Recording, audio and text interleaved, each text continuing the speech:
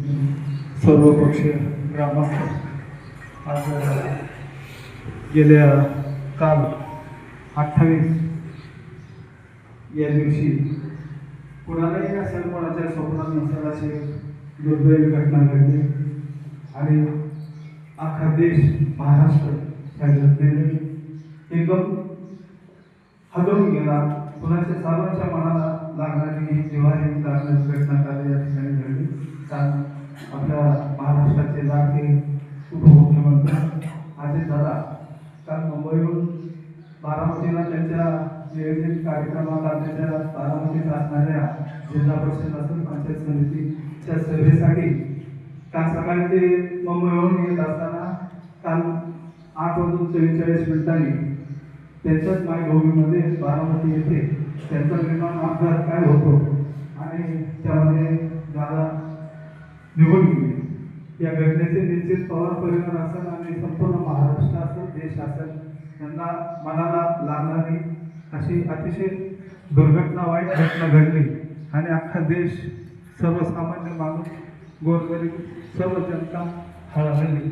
आजही त्या दुःखातून सावरून कोणी बाहेर पडलेलं नाही. सर्वांना अतिशय दुःख झाले. रामदासजींनी सांगितल्याप्रमाणे त्यांचं सर्व जीवन पण त्यांनी बरोबर सांगण्याचा प्रयत्न केला. खरंच दादा एकदम खरं आणि जिथं नाथ मारलं तिथं पाणी काढणारं नेतृत्व पुन्हा असा आपल्याला लाभणार नाही. निश्चित दादांनी गोरगरिबांसाठी असेल सामाजिक जीवनामध्ये अहोरात्र समाजासाठी मला काहीतरी करायचे हे दाखवण्याचा कारखान्याचा त्यांचा नेहमीच प्रयत्न असतो. सर्वसामान्य जनतेला जास्तीत जास्त मला काही देता येईल याचा ते सर्व विचार करत असतील आणि त्याच विचाराने ते सर्व महाराष्ट्रभर फिरत होते. त्यांना या विधात्यांना द्यावं आणि या पवार परिवारासह या लोकसभेच्या निमित्तानं सर्वपक्षीय बैठकीच्या निमित्तानं दादांना एक आदरांजली या ठिकाणी ही करतो.